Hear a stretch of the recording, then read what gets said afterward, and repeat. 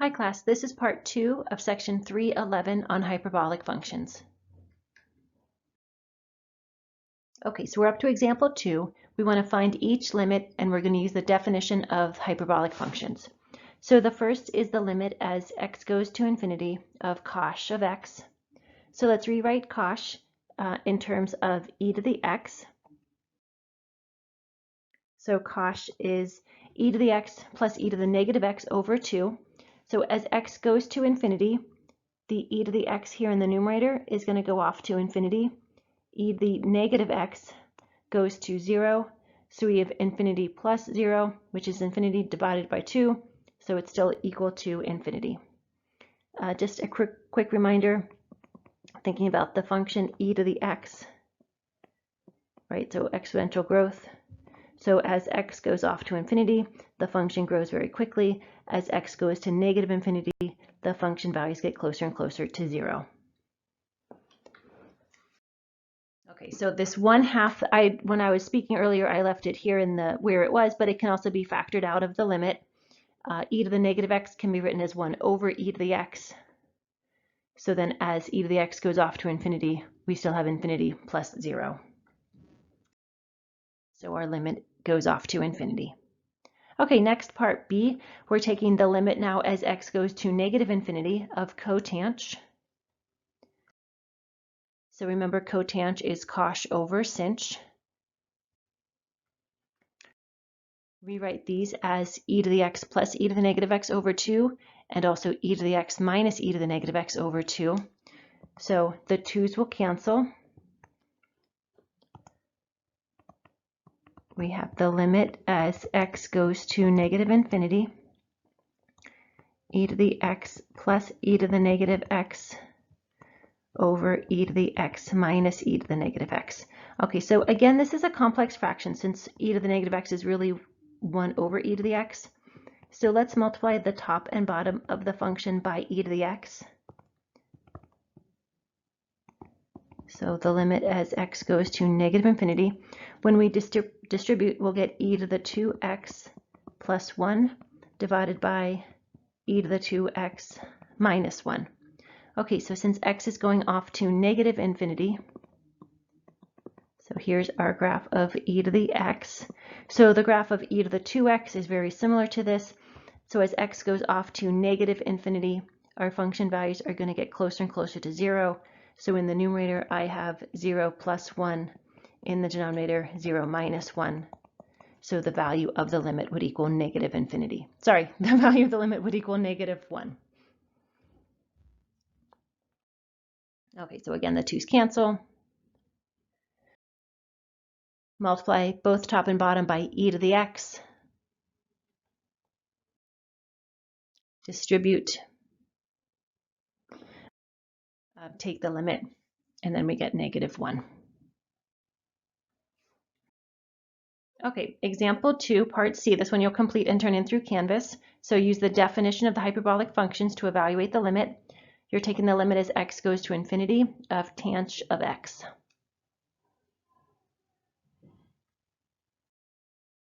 All right, next we want to talk about the graphs. All right, so, and we're starting with cosh. So if you remember, cosh of x is e to the x plus e to the negative x over 2. So it's the sum of two functions, e to the x over 2 plus e to the negative x over 2. And that's what I have graphed here. So e to the x over 2 looks a lot like e to the x, right? That 1/2 is a vertical compression. E to the negative x over 2 is a reflection about the y-axis. Okay, so we have both functions here. So the first one, the increasing function, is e to the x over 2, and then the other guy is e to the negative x over 2. So the cosh function is going to be the sum of these two curves. So we're down here, this is actually about 1/2 where those two guys are meeting. So when we add them together, we'll be at 1. So cosh of 0 is equal to 1. As I go to the right, so as I pick larger and larger x values, this portion of the curve gets added to this portion that's down here going to 0. Okay, but we see that this actually goes to 0 pretty quickly. So when we add them together, they're going to look a lot like that green curve that I have. Okay, and then same on the other side of 0. So for negative values, I have this, this value here, e to the negative x over 2. It's being added with the portion that's below it. So when we add these together, it's basically the same as what we have, the top portion up here, right? The top portion. Okay, so the curve looks kind of like that. Okay. Good, so here it is graphed on Desmos. So we have, in black is our cosh function. The two dotted functions are actually asymptotes of our graph. So as x goes off to infinity, the cosh function gets closer and closer to the graph of e to the x over 2. And as it goes to negative infinity, the function gets closer and closer to e to the negative x over 2. Okay, so next we'll graph sinh. So remember, this one is e to the x minus e to the negative x over 2. So we can think of that as e to the x over 2 plus negative e to the negative x over 2. Okay, so my first function is the same as last time. So we have our exponential growth function, e to the x over 2. And then in my second box, I have the opposite of e to the negative x over 2. So the graph has been flipped over both axes, the x and the y axis, to get this other curve that's down here in the fourth and third quadrants. Okay, so again, we want to add these two together.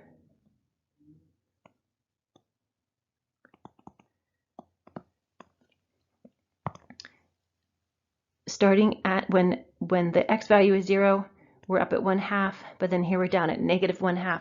So when we add those two together, the sinh function is actually equal to 0. So sinh of 0 is equal to 0. As x increases, these values of e to the x over 2 go off to infinity.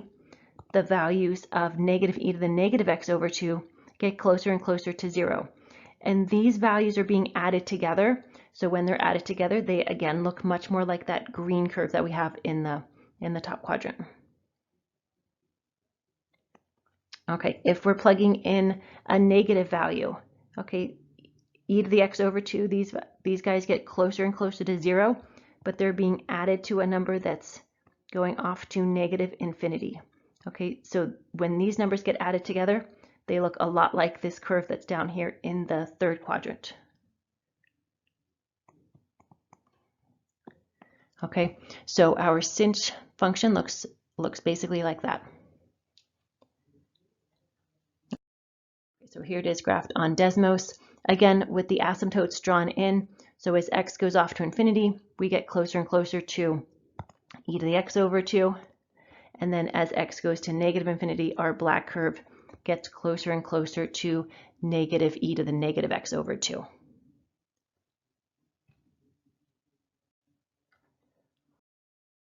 Okay, so again, cosh and sinh that we've already done. And then finally the tanh curve. All right, so we'll talk about this one real quick. Remember, tanh is sinh over cosh.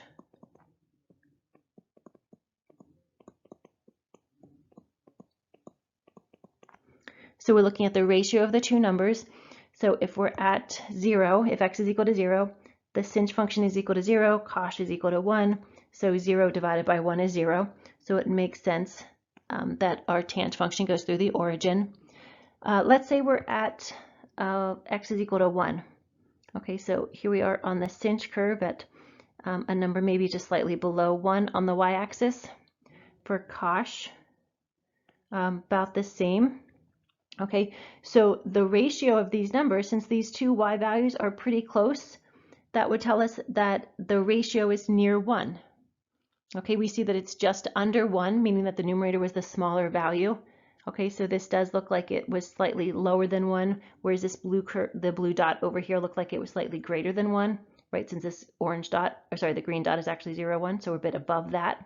So the ratio of those two numbers is slightly under 1. But then as we get bigger and bigger, as the x values go off to infinity, our two curves get closer and closer together because they're asymptotic to the same curve. Right? These two curves get closer and closer together since they both get closer and closer to e to the x, which means their ratio gets closer and closer to 1.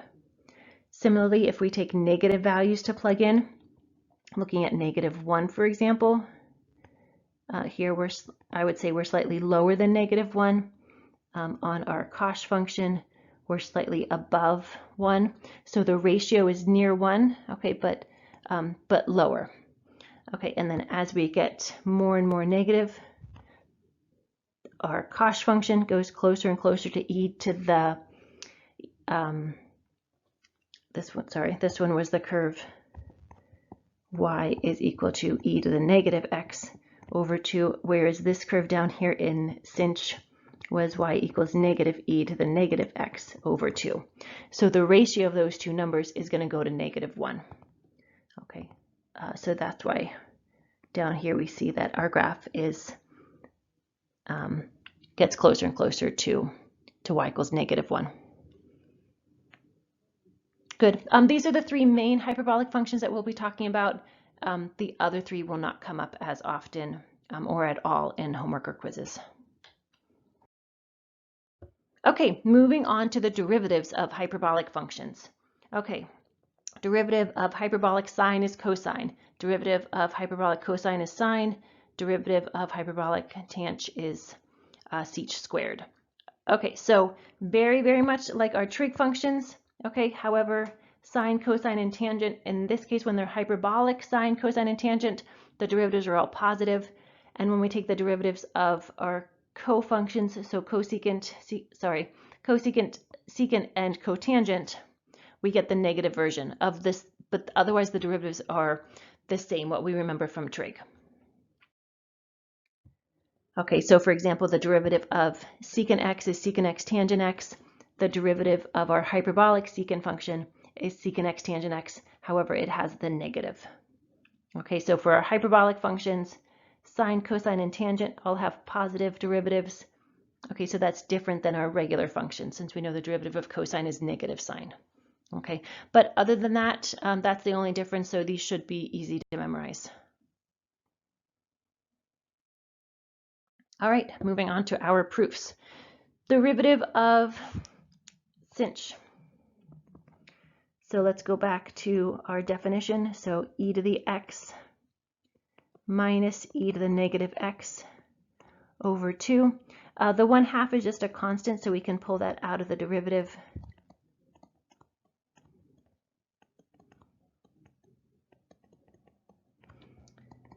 Okay, so the derivative of e to the x is just e to the x, then minus the derivative of e to the -x, which is going to be e to the -x, but then multiply by the derivative of the inner function, so multiply by a -1. So we'll switch that negative inside to a plus. Okay, good. So we end up with e to the x plus e to the -x over 2, which we know is our cosh function. Okay, moving on to derivative of sech.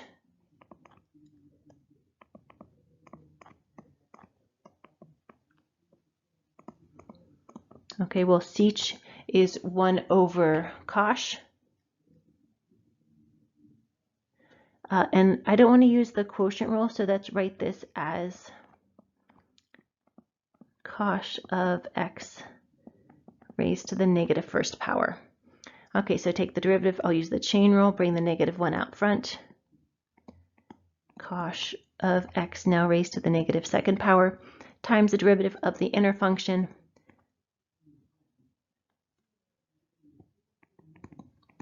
So the derivative of cosh is sinh. So we end up with negative, I'm going to write this as -1 over cosh squared of x times sinh of x, and then negative, let's break this up, so cosh of x and then sinh over cosh. So 1 over cosh is sech, and then sinh over cosh or sine over cosine would be just tangent. So tangent. Okay, so we get negative sech tangent. Okay, good. So again, the negative came out when we took the derivative, which we knew ahead of time since we talked about our last slide. Okay, so we'll go through it one more time. So switch sinh to e to the x minus e to the negative x over 2. Differentiate. So the derivative of e to the x is just e to the x. When we take the derivative of the second guy, e to the negative x, we'll get e to the negative x times a negative 1, which is why that middle symbol switched from minus to plus. And that is equal to cosh. All right, and then moving on to sich. So the sich is 1 over cosh. We write it as cosh to the negative first power. This is optional, but I think it makes it easier to take the derivative. Then we take the derivative using the chain rule, so bring the negative 1 down, subtract 1 from the exponent, and then multiply by the derivative of the inner function. Negative sinh over cosh squared. Write them out as 2 separate fractions because we were trying to prove this was equal to negative sich of x, tanh of x, so that's why we rewrote it.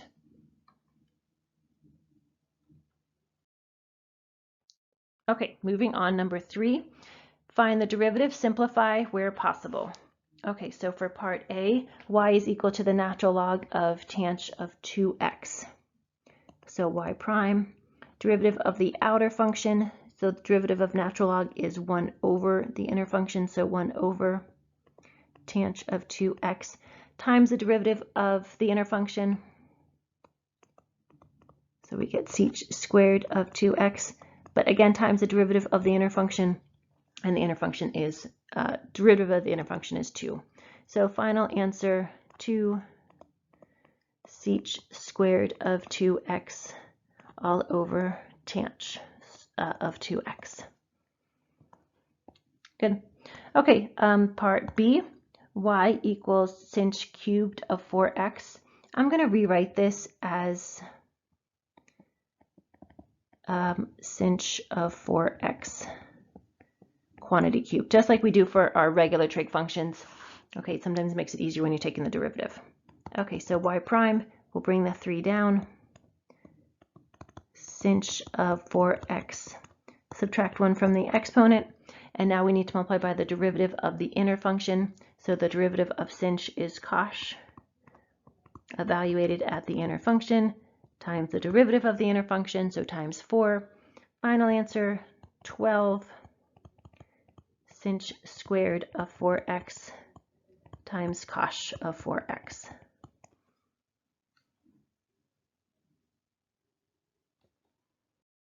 All right, and then part C, you're going to complete and turn in through Canvas. Again, find the derivative, simplify where possible. This time f of x is e to the x times cosh of x. So you'll obviously need to use the product rule when you take the derivative. Okay, good luck. Let me know if you have any questions.